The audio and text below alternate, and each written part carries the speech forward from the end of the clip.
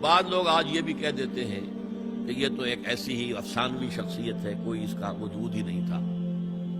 بڑی زیادتی کرتے ہیں، خاص طور پر ہمارے بعض اہل تشیع یہ کہتے ہیں، حالانکہ ان کی کتابوں کے اندر درج ہے کہ حضرت علی نے عبداللہ ابن سبا اس کے 40 ساتھیوں کو آگ میں زندہ جلوایا. رجال کشی کے اندر دیکھ لیجیے لکھا ہوا. لیکن چونکہ کچھ لوگوں نے شیعت کے لیے لفظ سبائیت استعمال کرنا شروع کر دیا، اس لیے وہ ڈیفنس میں کہتے نہیں سبا تو یہ تو افسانوی شخصیت ہے، سبا کوئی تھا ہی نہیں عبداللہ ابن سبا. نہیں، عبداللہ ابن سبا ایک شخص تھا یہودی، وہ اسلام کا لبادہ اوڑھ کر آ گیا دارالاسلام میں.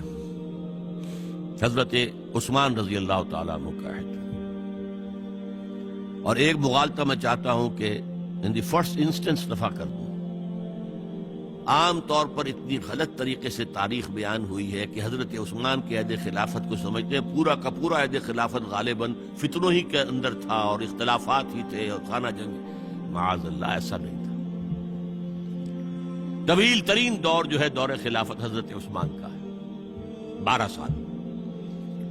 حضرت ابوبکر کے 2.5 سال، حضرت عمر کے 10 سال.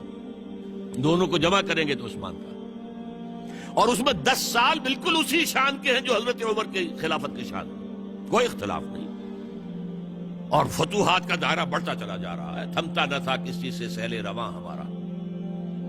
اس کے آخری ایام میں یہ شخص آیا اور اس نے ایک تو یہ کیا کہ پرانی جو قبائلی عصبیت تھی اس کو زندہ کیا.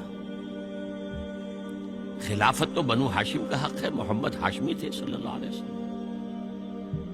ہاؤ کم یہ ایک بنو امیہ کا شخص کیسے بیٹھا ہے؟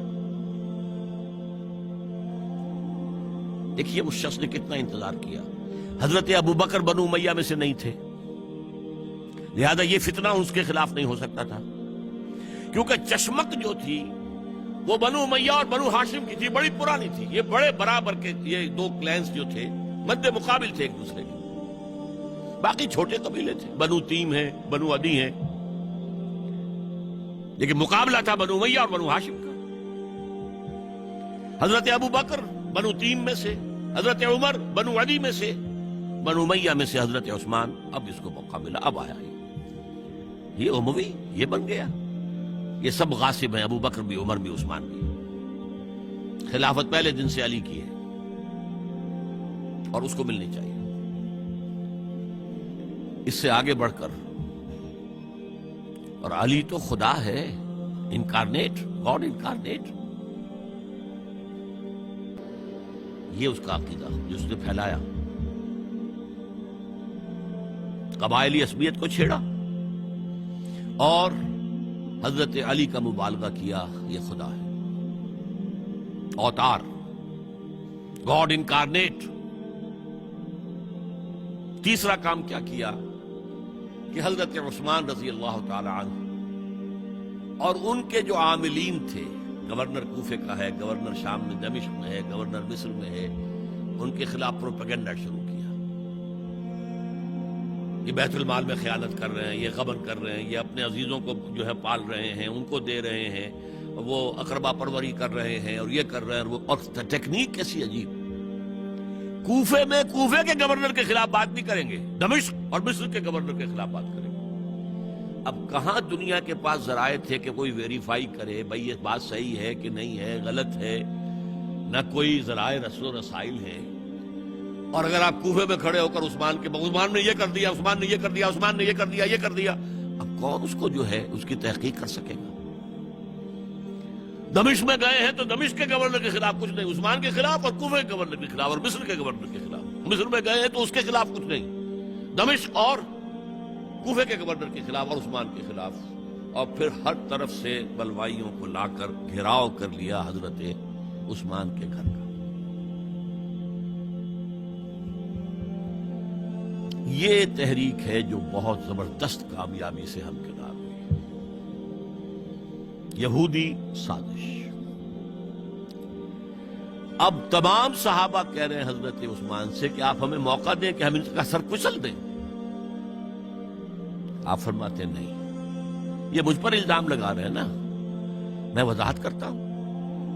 اپنے گھر کی چھت کے اوپر کھڑے ہو کر آپ نے کہا دیکھو یہ میں نے نہیں کیا، یہ میں نے نہیں کیا.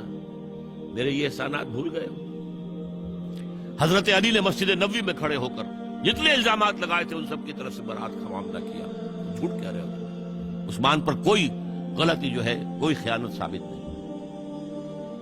لیکن جنگ کی اجازت حضرت عثمان نہیں دے رہے. یہ میرے خون کے پیاسے ہیں نا. جب تک قتل نہیں کر لیتے جرم کہاں ہے؟ جب قتل کر لیں گے تم قصاص دے لینا. لیکن میں کسی کلمہ گو کی جان نہیں لینا چاہتا، صرف اپنی جان کے تحفظ میں. یہ ہے عزیمت کا پہاڑ. لوگ کہتے ہیں کمزور تھے. جان بچانے کے لیے تو آدمی پتہ نہیں کیا کچھ کر بیٹھتا، اور طاقت ہو تو طاقت کو کیسے استعمال کرے گا. حضرت امیر معاویہ کی طرف سے پیغام پر پیغام آ رہے ہیں کہ آپ ہمیں اجازت دیں میں فوجیں بھیجوں اور ان کا قلع کما کر دیا جائے.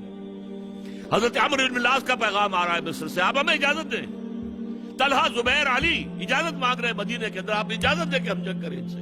نہیں. آخر کار حضرت علی نے دونوں بیٹوں کو، حضرات حسنین، حضرت حسن، حضرت حسین، دروازے پر کھڑا کر دیا.